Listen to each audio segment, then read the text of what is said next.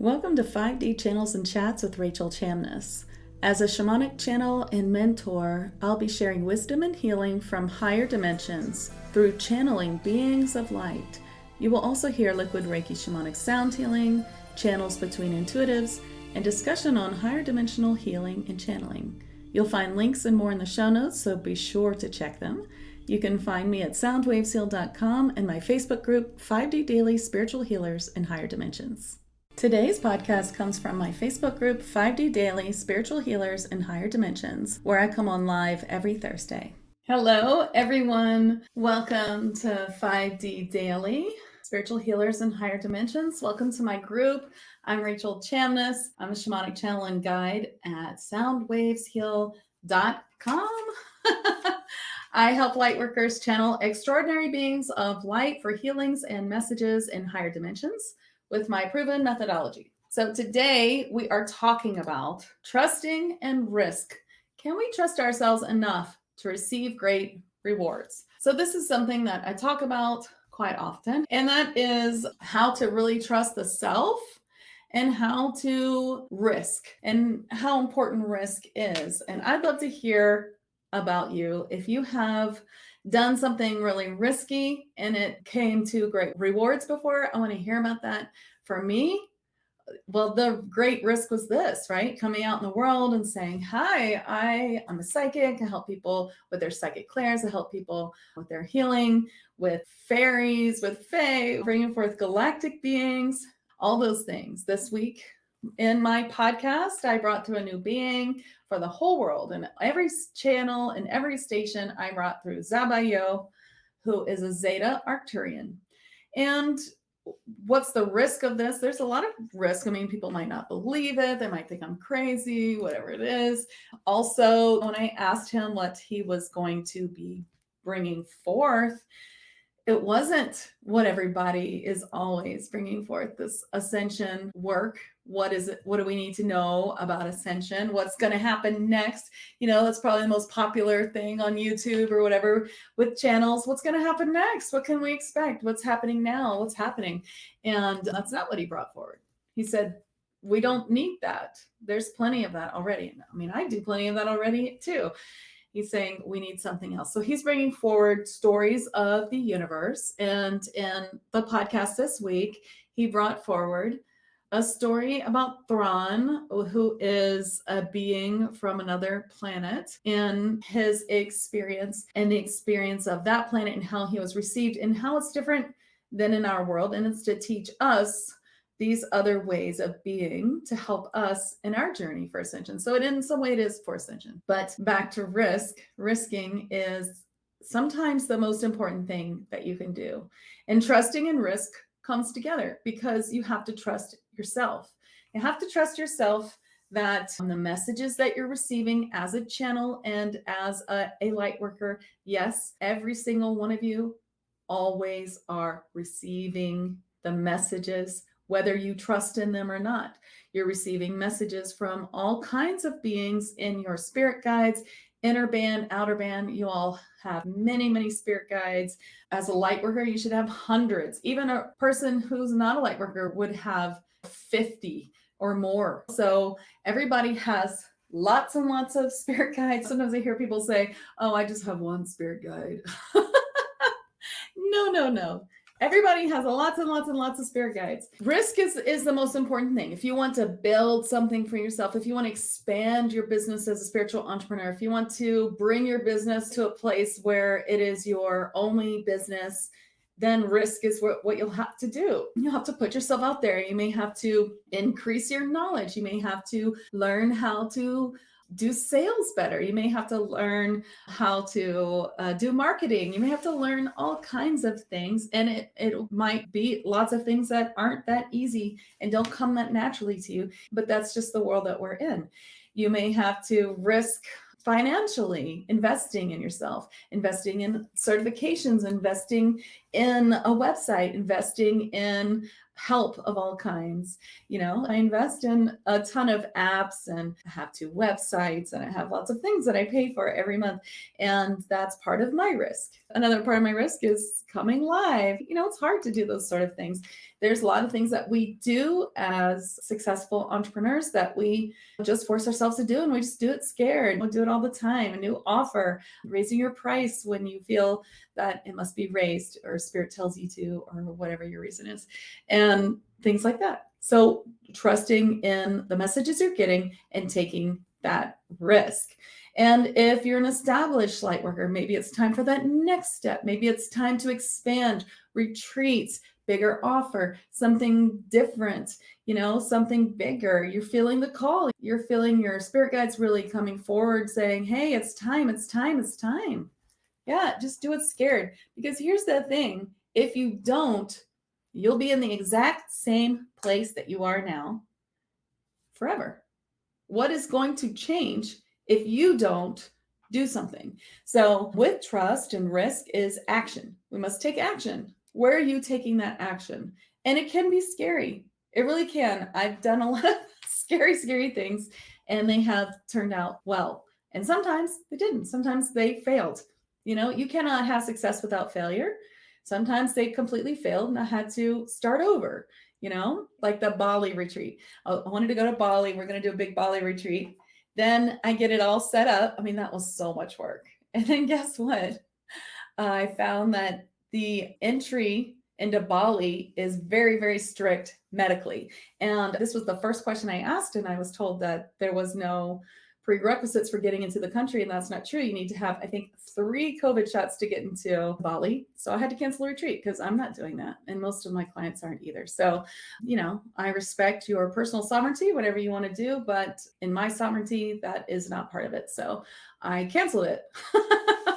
That was a big deal. I was like, I had to start all over. Sometimes, for all entrepreneurs, you may put up a class and no one joins and no one goes, and you have to cancel it. But what did you learn?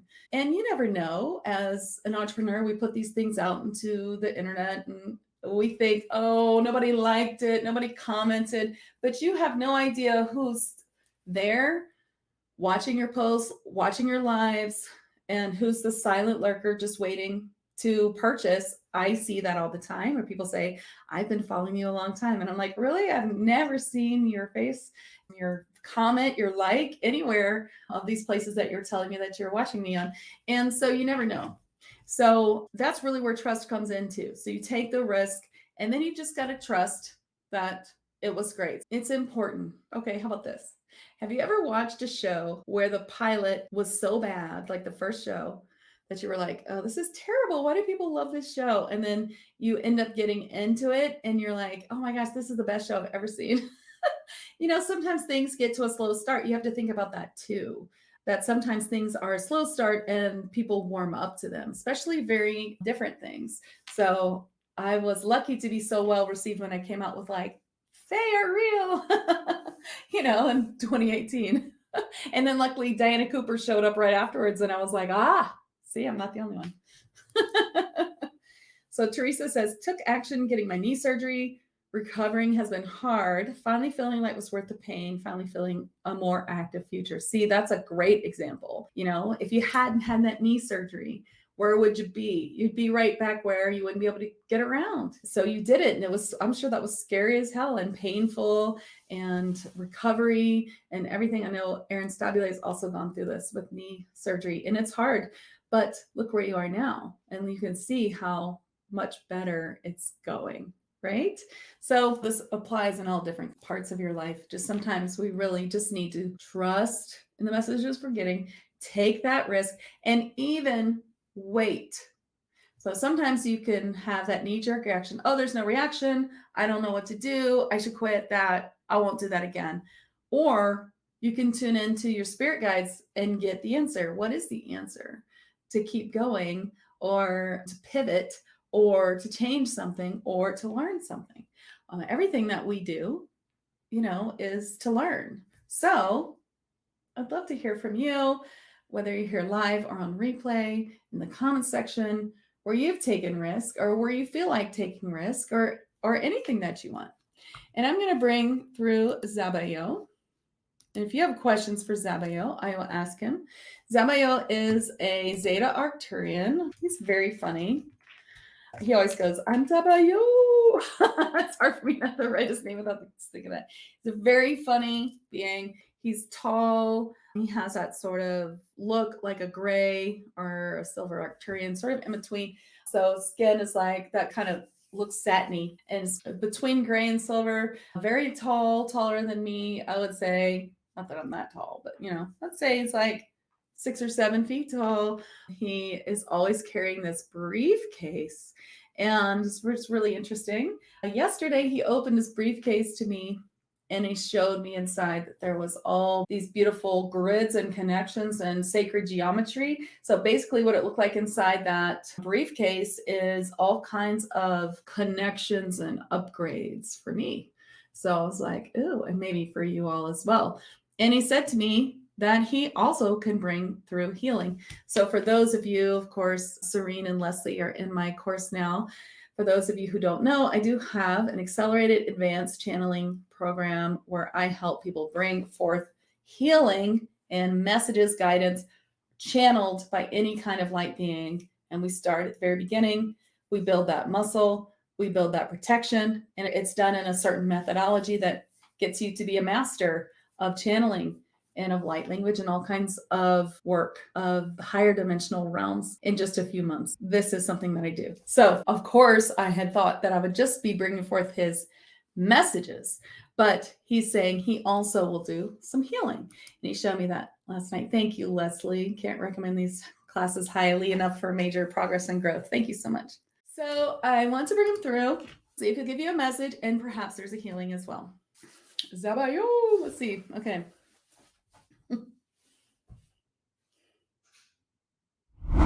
I found this being, Rachel, on a channel, shall we say.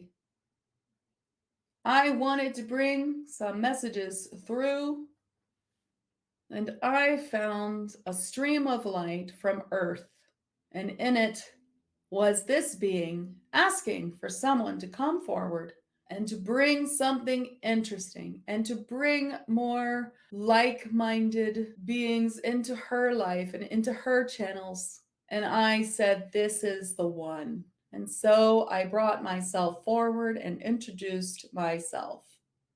Did you know that when you send out a prayer, if you will, a request for the universe, a request, it goes out like a stream of light. If you could see the lights streaming from Earth, and there are so many responses. And so here you are wishing for many things. And there are answers for all of those wishes. And those answers are there for you. However, sometimes they may feel risky, they may feel scary. And so you must trust that the answer has been given. And you must, as you say, put your big girl panties on and do it. And that will help you to get where you are going. For of course, it is not the easiest path. You are on Earth. What did you think that you would ask and it would be set before you on a platter of gold, all the angels singing, instantly yours? And if that were to happen, would that be exciting or would that be a little too easy? I'm sure you feel both answers are correct. However, I'm sorry to laugh, but it was you. It was you who said you wanted to come to this earth.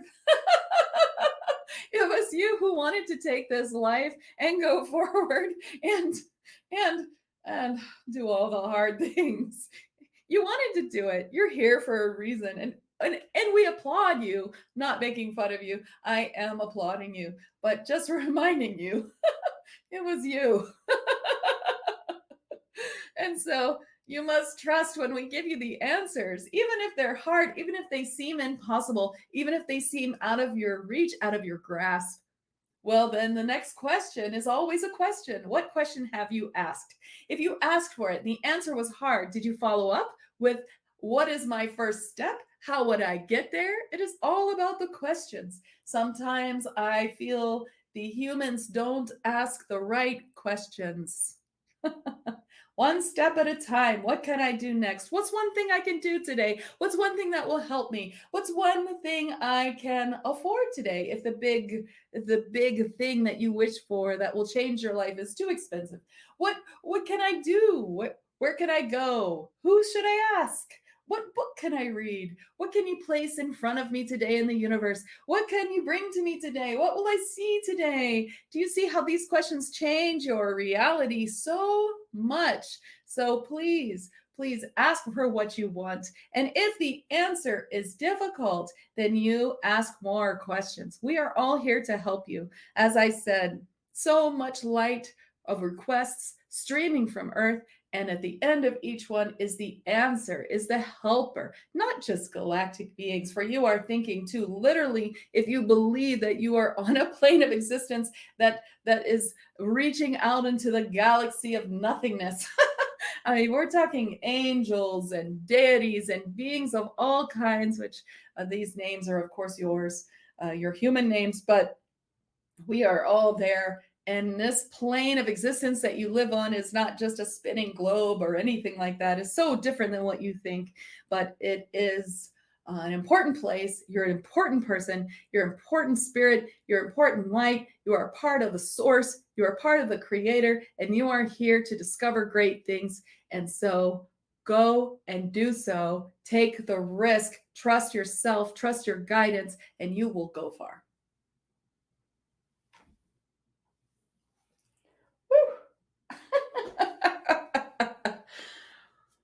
Well, there you go. That was Zabayo. Oh, thank you.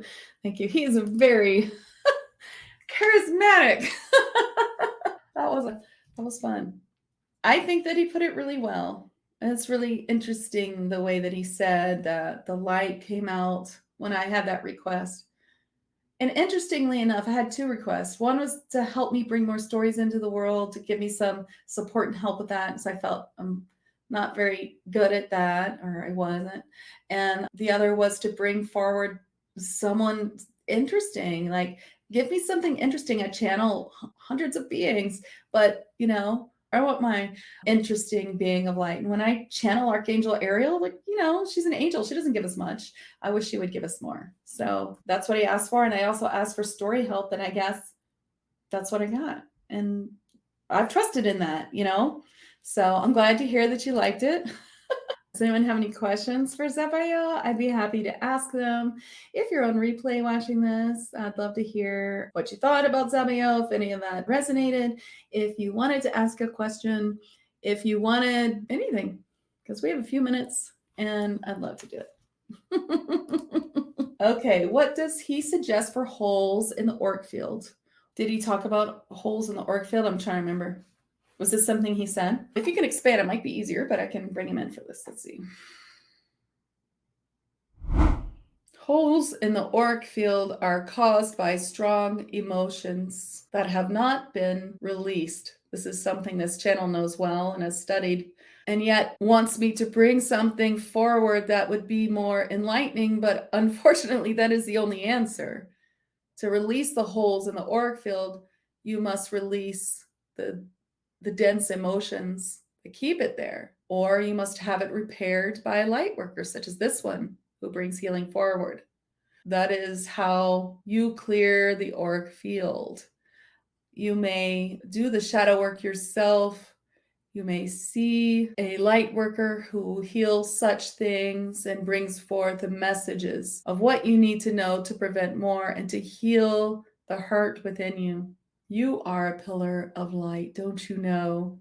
Your light is so bright. You connect to your higher self above and deep into the earth below, to the holy grail of grids. You call it Gaia's grid. And some of us call it the Holy Grail, for that is what it is. Connecting deeply to all that is holy, to you, beings of light, to us, what we are all a part of, even you, Source. Oh, that's interesting. Oh, Entities in what pillar of light? I'm not sure what that question means. Yes, dark entities. There should not be any dark entities in any pillars of light. So a pillar of light would keep the entities out. Entities come in and attach themselves to density in the field, and that density would not be in the light. So I'm still trying to understand your question so I can ask it, but let's see. How about I just ask him about lower density entities? Let's see what he says. There are many lower density spirits and entities on your plane of existence. Yes, you keep your vibration higher by self-healing, by self-care, self-healing, modalities of light streaming through you as a healer, your thoughts and your words manifesting always, your ability to look at what is on the surface of your mind, what is bothering you, and not pushing it to somewhere else, but to bring it to the light, to dissect it, to find the root, to release it, and to work spiritually on releasing it as well. If you do this for yourself, it may take longer, but you can do it. You can call in your beings of light, ask them to help, or you may find it is easier to get an outside opinion, to have a healing, to receive the messages, receive the healing, and do your work that is required or requested of you from your spirit guides at that time. It is always an individual place of where you are vibrating and how that attracts entities, and if you are able to repel them with your light, with your vibration, and with your ability. And there are many ways to learn to do this, or there is a simple way to eradicate as much shadow work as possible in a way that keeps you joyful. Of course, working in shadow work all day long is not keeping your vibration very high, is it? It is a balance, it is a work, and there's always learning. When you have an entity in your field or you are attacked, spiritually attacked, this is all learning. This is learning for you, showing you where you need to learn, perhaps teaching you through spirit, perhaps teaching you by seeking help for this problem. For all of these are learning, your spiritual learning, part of your path. Okay, so I'd love to hear what you think about Zabayo, because I think he's pretty cool. So thank you all so much for coming, and have a beautiful day. Thank you so much. Bye. Thank you for joining me for today's episode. If you are a healer or spiritual entrepreneur, present or future, I'd like to invite you to my Facebook group, 5D Daily Spiritual Healers in Higher Dimensions, where I'll be live for more discussion and questions on Thursdays. I'll put the link in the show notes. I'm Rachel Chamness at Sound Waves Heal.